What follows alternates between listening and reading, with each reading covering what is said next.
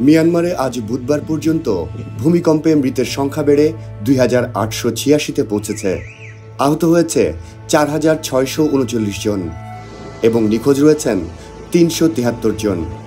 চীনের রাষ্ট্রীয় বার্তা সংস্থা সিনহুয়ার বরাত দিয়ে জানিয়েছে রয়টার্স।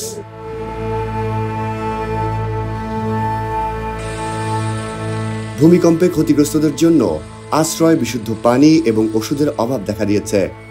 স্থানীয় ফায়ার সার্ভিসের বরাতে বার্তা সংস্থা এএফপি জানিয়েছে, মিয়ানমারের রাজধানী নেপিদোতে 63 বছর বয়সী এক নারীকে ধ্বংসস্তূপের ভেতর থেকে জীবিত উদ্ধার করে তাকে হাসপাতালে নেওয়া হয়েছে।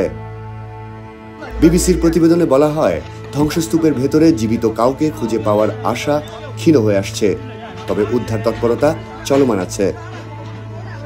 নিহতদের স্মরণে গতকাল দুপুরে মিয়ানমারে পুরো দেশ জুড়ে 1 মিনিট নীরবতা পালন করা হয়েছে।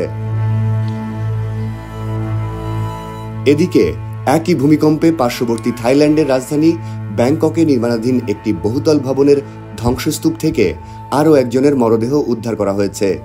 এ নিয়ে ব্যাংককে মোট 14 জন এবং থাইল্যান্ডে অন্তত 21 জন মারা গেছেন।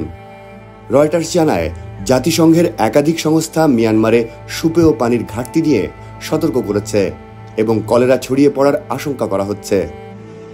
সেখানে ইউনিসেফের ডেপুটি রিপ্রেজেন্টেটিভ জুলিয়া রিস এক ভিডিও বার্তায় বলেন, সত্যি ভয়াবহ অবস্থা। সবচেয়ে বেশি জরুরি প্রয়োজন বিশুদ্ধ পানি। বাইরে প্রচণ্ড গরম, পানির পাইপ ও ট্যাঙ্কগুলো ধ্বংসপ্রাপ্ত হয়েছে।